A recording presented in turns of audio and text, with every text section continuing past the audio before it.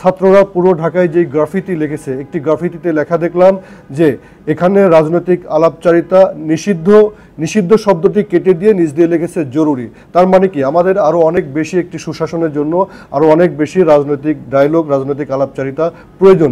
আসসালামু আলাইকুম প্রিয় দর্শক, নিউজ টুডের সরকার ও রাজনীতি বিষয়ক একান্ত সাক্ষাৎকার অনুষ্ঠানে আজকে আমাদের সঙ্গে যোগ দিয়েছেন যুক্তরাজ্য প্রবাসী নিউ হোপ গ্লোবাল এর চেয়ারম্যান মোহাম্মদ ফয়েজউদ্দিন MBE।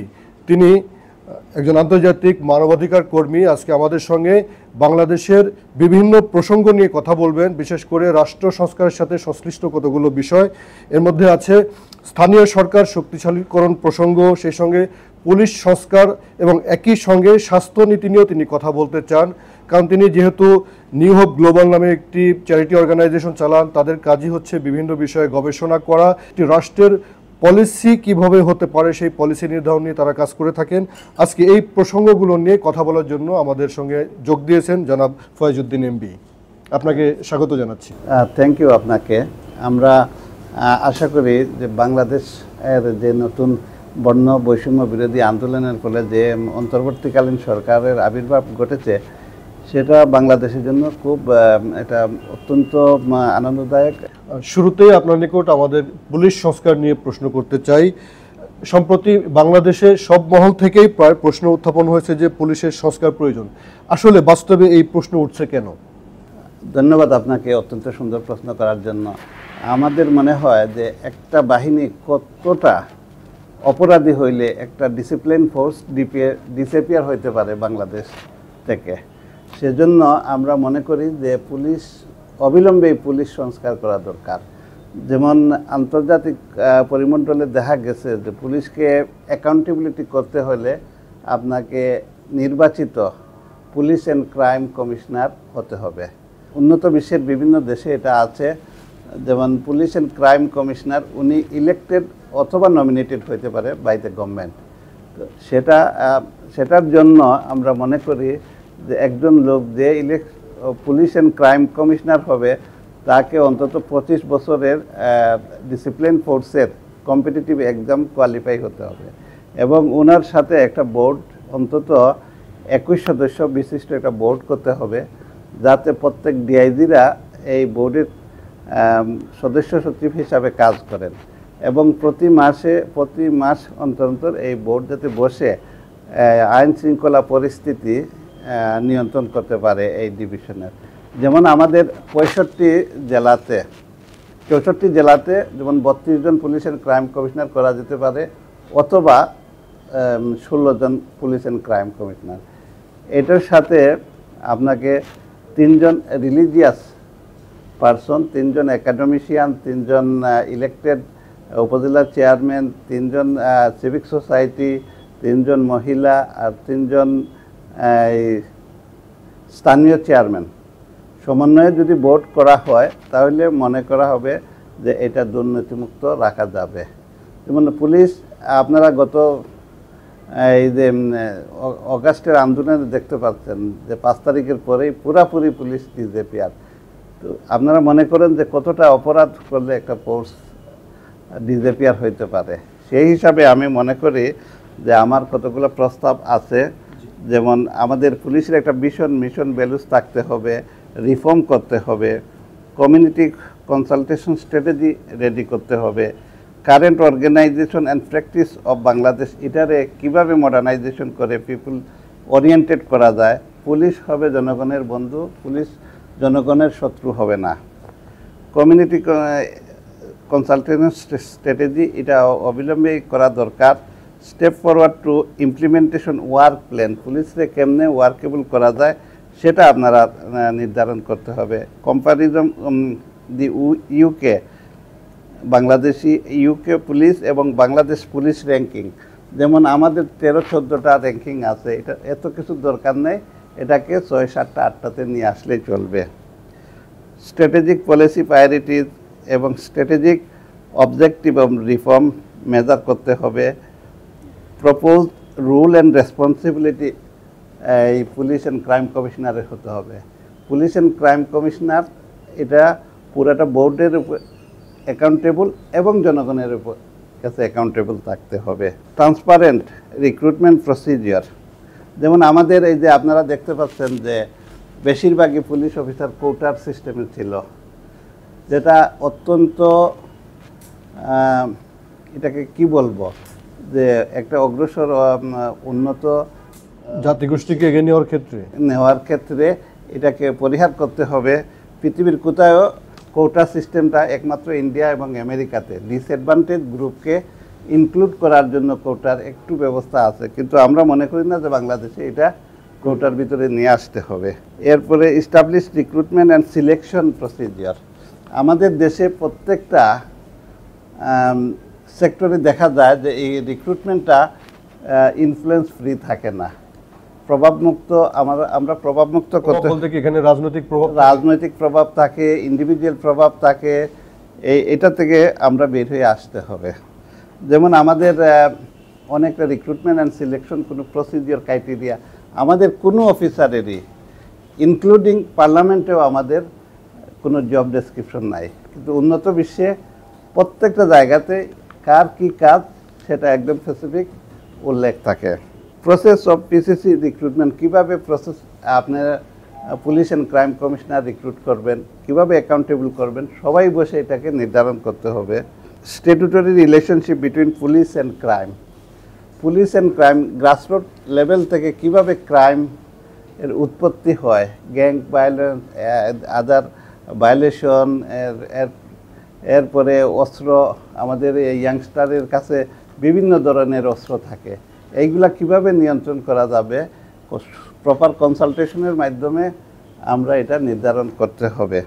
আজকাল আমরা অনেকেই দেখা যায় যে বয়ে থানাতে গিয়ে কোনো কিছু জন্য জনগণ যেতে আগ্রহী না, জনগণের সেবার জন্য পুলিশের সেবার জন্য জনগণ না। এখানে আপনাকে আমি আরেকটু নির্দিষ্ট করে প্রশ্ন করতে চাই, আপনি সুপারিশ করেছেন এখানে যে পুলিশ জনগণের বন্ধু হয়নি বরং শত্রু হয়ে গেছে আমাদের দেশে, এটার পেছনে মূল কোন বিষয়টি কাজ করেছে? এখানে কোনো রাজনৈতিক ইচ্ছা অথবা রাজনৈতিক ব্যবহার এই ধরনের কিছু কাজ করেছে? ধন্যবাদ আপনাকে একটা সুন্দর প্রশ্ন করার জন্য। আমার মনে হয় আমার বিভিন্ন দেশের প্রফেশনাল এক্সপিরিয়েন্স থেকে আমি বলছি যে আমাদের দেশে, বিশেষ করে বাংলাদেশে বা অনুন্নত দেশগুলোতে পুলিশ ইনফ্লুয়েন্স ফ্রি থাকতে পারে না বিকজ অফ পলিটিক্যাল ইন্টারভেনশন। এই পলিটিক্যাল ইন্টারভেনশন থেকে পুলিশ বাহিনীকে সরিয়ে আনতে হবে, পুলিশ বাহিনীকে একটা প্রফেশনাল বাহিনী হিসেবে গড়ে তুলতে হবে। সেটার জন্য elected police and crime commissioner আমি মনে করি যে অচিরেই নিয়োগ অথবা ইলেক্ট করা দরকার আমাদের সমাজ ব্যবস্থা পরিবর্তনের জন্য। আপনারা তাহলে স্থানীয় সরকার প্রসঙ্গে যেতে চাই। আমি যতদূর জানি আপনি সাম্প্রতিক পিএইচডি করেছেন স্থানীয় সরকার বিষয়ে। স্থানীয় সরকার নিয়ে বাংলাদেশের স্থানীয় সরকার কাঠামো কেমন হবে এবং এর সুফলটি কিভাবে মানুষ পাবে, কিভাবে জনকল্যাণমুখী একটি স্থানীয় সরকার হতে পারে, সেই প্রসঙ্গে আপনার নিকট প্রশ্ন হচ্ছে যে আসলে বাংলাদেশে বর্তমান যে স্থানীয় সরকারের অবকাঠামো আছে এর মধ্যে কি আপনি কোনো মৌলিক ত্রুটি দেখতে পান? ধন্যবাদ আপনাকে কোয়েশ্চেন করার জন্য। আমরা মনে করি যে বাংলাদেশের বাজেট ইউরোপের বিভিন্ন বাজেট থেকে অনেক বড়। আমরা যদি স্থানীয় সরকারের অবকাঠামোকে উন্নত বিশ্বের মতো স্ট্যান্ডার্ড করতে পারি, অবশ্যই বাংলাদেশ ঘুরে দাঁড়াতে পারবে। এবং আমি মনে করি যে বাংলাদেশের যতগুলা স্থানীয় সরকার আছে, এই স্থানীয় সরকারগুলোকে সেলফ ডিপেন্ডেন্ট করতে হবে। ইনকাম জেনারেটিং প্রোগ্রামের ভিতরে তারা যাতে প্রত্যেকটা উপজেলা তার নিজস্ব আয় থেকে সে যেন চলতে পারে, সেই হিসাবে আমার প্রস্তাব, আমি স্থানীয় সরকারের যে strategy future operating model of Bangladesh, এটা মাননীয় আমাদের ভারপ্রাপ্ত চেয়ারম্যান সাহেবের কাছে আমি হস্তান্তর করেছি। এর পূর্বে আমাদের মহামান্য ম্যাডাম বেগম খালেদা জিয়ার কাছেও এই জিনিসটা আমি উত্থাপন করেছিলাম। ম্যাডাম অবশ্যই এগ্রি হয়েছিলেন যে আমাদের যে বাজেট থেকে যদি 52% ইনকাম সেন্ট্রাল গভর্নমেন্ট লোকাল গভর্নমেন্টকে গ্রান্ট হিসাবে ডোনেট করে এবং 25% আমাদের ট্যাক্স, বিভিন্ন কাউন্সিল ট্যাক্স, আমাদের উন্নত বিশ্বে কাউন্সিল ট্যাক্সের প্রথা আছে, সেটা যদি আমাদের প্রত্যেকের বিরাট বিরাট বাড়ি আমাদের প্রবাসীদের এগুলা ট্যাক্স যথাযথভাবে ট্যাক্স প্রদান করা হয় এবং উপজেলার থেকে এটার থেকে 25% আসবে, এবং স্মল বিজনেস এবং বৃহৎ বিজনেস, লার্জ বিজনেস অথবা মিডিয়াম টাইপ বিজনেস, ওনারা যদি প্রপারলি ট্যাক্স দেন তাহলে দেখা গেছে যে 22% চলে আসবে। যে আমাদের ম্যারেজ রেজিস্টার বিভিন্ন কিছু যদি তাহলে উপজেলা অথবা স্থানীয় সরকার যদি এটা করে ফেলে তাহলে আরও 3%, তাহলে 100% ইনকাম জেনারেটিং প্রোগ্রামের ভিতরে। অর্থাৎ আপনি বলতে চাইছেন যে স্থানীয় সরকার গভর্নমেন্ট কোনো ভর্তুকি দেবে না, বরং তারাই ইনকাম জেনারেট হবে এবং উল্টোরা তারা গভর্নমেন্টকে কন্ট্রিবিউট। সেই ধরনের শক্তিশালী করার জন্য অবশ্যই আমাদের পর্যাপ্ত প্রশিক্ষণ প্রয়োজন। নিশ্চয়ই, এক্স্যাক্টলি। আচ্ছা, আমাদের স্থানীয় সরকার মানে জনকল্যাণমুখী করার জন্য কি করণীয়? বর্তমানে দেখা যাচ্ছে যে স্থানীয় সরকারগুলি অনেকটা সেন্ট্রাল গভর্নমেন্টের উপরে ডিপেন্ড। যদি আমরা ওইটাকে আমাদের নিজস্ব ইনকাম জেনারেটিং প্রোগ্রামের ভিতরে নিয়ে আসি তাহলে জনগণের কাছে চলে আসবে এবং জনগণের সেবার মানও উন্নত হবে। এটা ভাইস ভার্সা, জনগণ ট্যাক্স দিবে, জনগণ সেই হিসাবে তাদের সুযোগ সুবিধা নেবে, প্রাপ্য সুযোগ সুবিধা দিতে হবে। বাংলাদেশের যে আমাদের জনস্বাস্থ্য, আমরা যদি বলি যে এটা নিয়ে অনেক প্রশ্ন রয়েছে, এখন পর্যন্ত এ নিয়ে অনেক আলোচনা বিতর্ক রয়েছে। আমরা এখন পর্যন্ত চিকিৎসার জন্য মানুষ যে পরিমাণ ছুটে, তার আগে স্বাস্থ্যকে সুরক্ষার জন্য সরকার এখন পর্যন্ত কোনো সরকারই এমন কোনো পলিসি বাস্তবায়ন করতে পারেনি যে অসুস্থ হওয়ার পূর্বে নিজেকে কিভাবে সুরক্ষিত করবে। এই প্রসঙ্গে আপনার কিছু বলার আছে? আপনারা জানেন যে কোভিড-19 পরে পুরা বিশ্বেই বিভিন্নভাবে স্বাস্থ্যের জন্য বিভিন্ন পরিকল্পনা আমরা মনে করি যে বাংলাদেশের যে পলিসি সেটাকে একজন ডিজির আন্ডার থেকে বিভিন্ন অনেকগুলা চিফ মেডিকেল অফিসার নিয়োগ করা দরকার বিভিন্ন ডিভিশনে। আর পুরা জিনিসটাই আমাদের হাসপাতালগুলোতে গেলে মনে হয় যে কোথায় আমরা আসছি। আর আপনার নিজেই তো উন্নত বিশ্বে ঘুরে আসছেন, ইউরোপের বিভিন্ন হাসপাতালে গেলে মনে হয় 5 বা সেকেন্ডস। যদি আমরা ইনকাম জেনারেটিং প্রোগ্রামের ভিতরে আমরা ট্রাস্ট করে প্রত্যেকটা হসপিটাল তার ইন্ডিভিজুয়াল ট্রাস্টের আন্ডারে নিয়ে আসি এবং সেই হসপিটাল সে ইনকাম জেনারেট করবে, ওই ইনকাম থেকেই প্রত্যেকটা হসপিটাল, যেমন প্রত্যেকটা জেলা সদরে যে সমস্ত হাসপাতাল রয়েছে সেগুলাতে, আমি সেদিন সিলেটে একটা হাসপাতালে গেছিলাম, দেখে আমার মনের ভিতরে এত আফসোস আসলো যে আমরাই কিন্তু ব্রিটেনের এনএইচএসকে আমরা বেঁচিয়ে রেখেছি। বাংলাদেশি, পাকিস্তানি অথবা ইন্ডিয়ানরা যে হাসপাতালে যাবেন দেখবেন যে কনসালটেন্ট বা সিনিয়র যত ডাক্তার আছে সব হয়তো তৃতীয় বিশ্বের, কিন্তু আমরা কেন পারি না?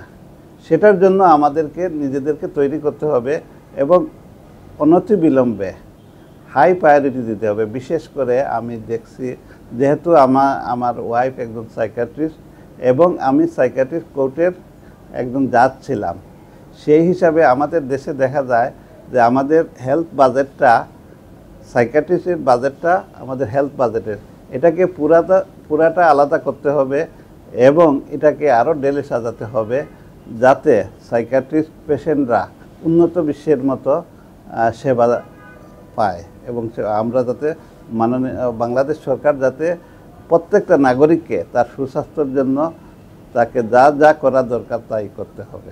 জি, আপনাকে ধন্যবাদ। এই কথাগুলোর অর্থ হচ্ছে যে আমাদের অনেকগুলো পলিসি মেকিংয়ের সঙ্গে সঙ্গে লিডারশিপের অনেক প্রয়োজন এবং লিডারশিপ ক্রাইসিসটাই হচ্ছে অন্যতম একটা সমস্যা। আপনার কথার মধ্য দিয়ে সেই বিষয়টি ফুটে উঠেছে এবং বাংলাদেশে সম্প্রতি যে জুলাই বিপ্লব হয়েছে, এই বিপ্লবোত্তর সময় মানুষের আশা আকাঙ্ক্ষার পরিধি বেড়েছে। হয়তো আপনারও সেই আশা আকাঙ্ক্ষা বেড়েছে যে বাংলাদেশে একটি পরিবর্তনের রূপরেখায় পরিচালিত হবে, একটি পরিবর্তন আসবে এবং সত্যিকার অর্থে আমাদের দেশ এখন নতুন করে ঢেলে সাজানো হবে, এগিয়ে যাবে, সেই প্রত্যাশা যেমন আমরাও করি, আমাদের সারা দেশবাসীও সেটি চান। আমাদের সঙ্গে আপনি সময় দিয়েছেন, এই জন্য আপনাকে অসংখ্য ধন্যবাদ। আপনাকেও অসংখ্য ধন্যবাদ। আমি মনে করি যে বাংলাদেশ গুড গভর্নেন্স যদি চলে আসে, যেমন আমাদের জুলাই বিপ্লবের সময় যদি আমরা চিন্তা করি ফিনান্সিয়াল মার্কেটের অবস্থা, তাহলে দেখা যায় যে একদম সর্বনিম্ন পর্যায়ে এসে পৌঁছেছিল। এখন আমাদের এই অন্তর্বর্তীকালীন সরকার আসার পরে দেখা যাচ্ছে এখন 20-22 বিলিয়নের মতো আমাদের রিজার্ভ বেড়েছে।